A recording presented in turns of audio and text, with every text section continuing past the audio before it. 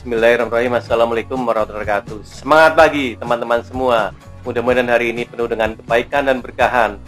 Hari ini saya akan mereview sebuah buku Starbucks Experience.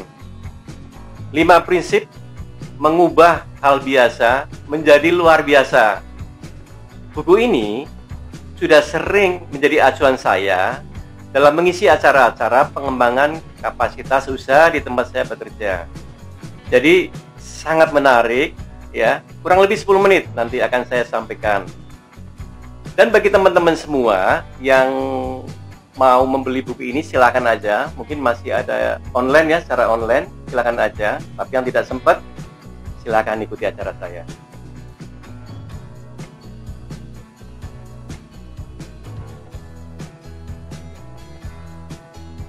Jadi prinsip yang pertama ya, poinnya ada 5. Ya, kalau ingin lakukan dengan cara Anda, dengan cara seperti apa? Yang pertama adalah ramah, tulus, perhatian, berwawasan, dan peduli. Ya, jadi itu 5 poin di prinsip yang pertama. Lakukan dengan cara Anda. Maksudnya lakukan dengan cara Anda di sini menurut cara-cara Starbucks tentunya, cara-cara yang unik, cara-cara yang ramahnya itu benar-benar ramah gitu ya, nggak dibuat-buat, dan ramahnya itu membuat para pelanggan itu rasanya itu nyaman gitu, rasanya itu menjadi orang yang penting di situ gitu ya, rasa dihargai gitu ya. Dan sebaliknya bagi para karyawan Starbucks itu, para pelangganan itu menjadikan suatu aset bagi mereka yang harus dipertahankan dengan baik. Bagaimana caranya mereka melayani pelanggan dengan tulus gitu. Jadi sampai ke hati pelanggan. Jadi pelanggan benar-benar suka, benar-benar tidak terbebani dengan harga yang mahal, dengan makanan yang memberatkan, tapi dengan ketulusan mereka bahwa sebetulnya para pelanggan ini maunya yang kopi yang seperti apa. Jadi mereka memberikan solusi-solusi yang tulus bahwa kopi ini rasa ini, kopi ini rasa ini. Gitu. Jadi merasa kalau Jone itu merasa nguwongke orang-orang yang datang. Caranya Starbucks ini benar-benar memperhatikan keinginan pelanggan, keluhan yang pengkritik-pengkritiknya juga, keluhan-keluhan dari pelanggan seperti apa, juga karyawannya, kesejahteraan karyawan itu seperti apa, kemudian lingkungan sekitar ya. Kalau sekarang itu adanya CSR ya, seperti itulah. Jadi karyawan itu di Starbucks itu diberikan juga kesempatan untuk memiliki saham ya di Starbucks ini yang luar biasanya. Jadi mereka ada rasa memilikinya begitu berwawasan. Jadi di sini adalah para karyawan Starbucks ini benar-benar mengerti betul terkait dengan kopi. Jadi ini kopi dari daerah Aceh seperti ini ya. Kalau dari Bali seperti ini. Kalau dari daerah Amerika Latin kayak gini nih misal. Kemudian kalau dari Jawa, Wonosobo kayak gini misal. Jadi Arabica ya, Robusta dan yang lain sebagainya. Mereka paham benar-benar tentang terkait dengan kopi. Terkait dengan wilayah-wilayah daerah-daerah penghasil kopi yang bagus itu di mana. Jadi para pelanggan itu benar-benar apa yang diminum itu mengerti. Oh ini dari daerah ini, oh ini dari daerah ini, oh ini dari daerah ini. Kopi-kopi yang ini rasanya seperti ini, kalau yang ini rasanya seperti ini. Jadi mereka benar-benar dilatih memiliki wawasan terkait dengan kopi. Jadi bagaimana manajemen Starbucks ini benar-benar peduli terkait dengan keinginan para pelanggan. Jadi mereka harus siap ya dengan inovatif tentang kopi-kopi, rasa kopi-kopi yang baru, tentang produk-produk yang baru, tentang hal yang baru.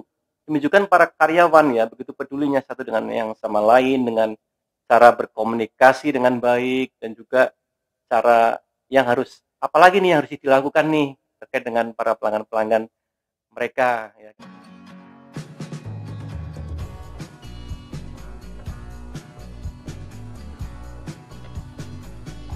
Oke, prinsip yang kedua adalah semuanya penting nih. Jadi dari hal yang paling kecil sampai hal yang paling besar. Tadi sudah dijelasin sudah di prinsip yang pertama ya, mencakup di situ. Tapi ini adalah untuk lebih menegaskan lagi bahwa semua hal yang dari hal yang paling kecil sampai yang besar itu semuanya penting. Dari mulai kopi sampai dengan karyawan, sampai dengan pelanggan, sampai dengan stakeholder, semuanya penting. Ini yang menjadikan Starbucks mengapa bisa bertahan begitu lama dan semakin berkembang karena dia selalu update, selalu apa sih, apalagi yang perlu diperbaiki nih, apalagi nih.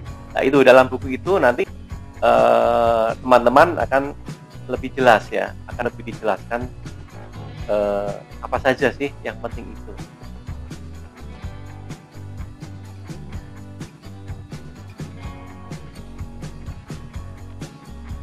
Ketiga adalah surprise and delight.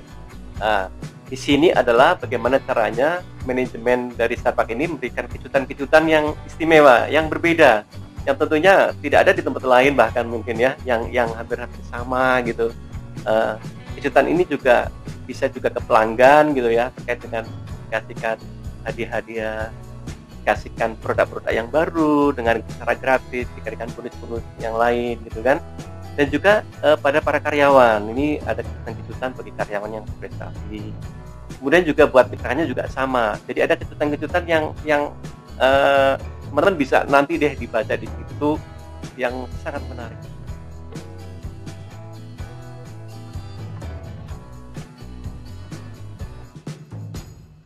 Keempat adalah terbuka terhadap kritik. Ya, di sini teman-teman yang memiliki usaha atau yang berumah usaha nanti akan dijelaskan bagaimana caranya manajemen Starbucks ini menjadikan kritik ini secara aktif ya. Mereka akan aware, mencarikan solusi-solusi itu, baik terhadap lingkungan di kedai mereka, di kedai Starbucksnya, maupun lingkungan sosial ataupun para mitra-mitranya, dan juga perkembangan secara internasional. Itu nanti teman-teman akan dibawa untuk melihat bagaimana sih caranya mengatasi kritik dengan baik ya, secara positif. Itu yang paling penting.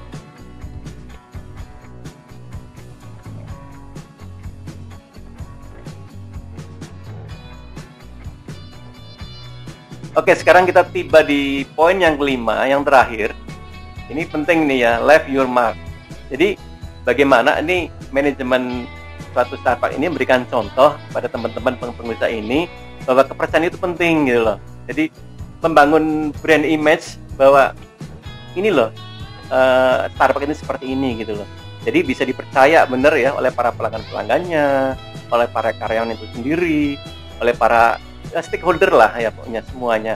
Jadi ini yang paling penting di sini, ada value-nya di sini. Jadi etos kerjanya udah ada tadi kan ya. Ini ada value-nya, bagaimana membangun kepercayaan pada mereka, bahkan lingkungan sosial gitu kan ya, ke pemerintahan, semuanya. Jadi mereka benar-benar ini ada touch-nya. Nah, ini yang sebetulnya memberikan contoh yang positif buat para pengusaha-pengusaha agar ini loh, 5 prinsip ini kalian lakukan aja. Insya Allah ya dengan 5 prinsip ini secara positif bisa kita akan berkembang. Itu aja teman-teman semua dari saya terkait review buku The Starbucks Experience. Ini tentunya sangat penting ya buat para pengusaha-pengusaha, ambil value-nya di sini. Jadi di sini adalah saya membangun karakter menjadi pengusaha yang kayak gini nih gitu loh. Contohnya ada salah satu contohnya seperti ini.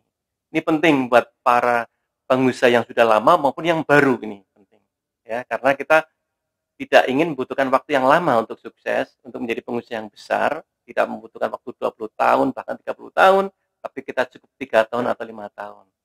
Saya kira itu dari saya, terima kasih. Bila taufik wal hidayah, wassalamualaikum warahmatullahi wabarakatuh.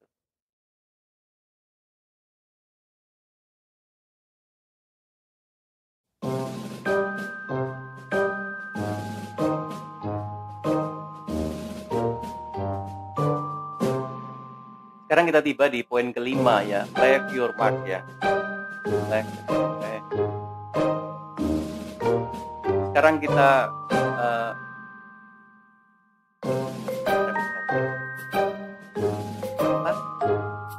kafe-kafe kopi yang lain ya, mungkin ya, yang terkait dengan apa sih gitu. Jadi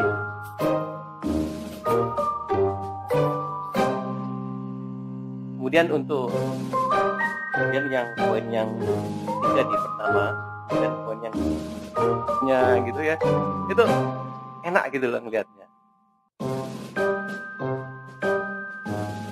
Bismillahirrahmanirrahim. Assalamualaikum warahmatullahi wabarakatuh.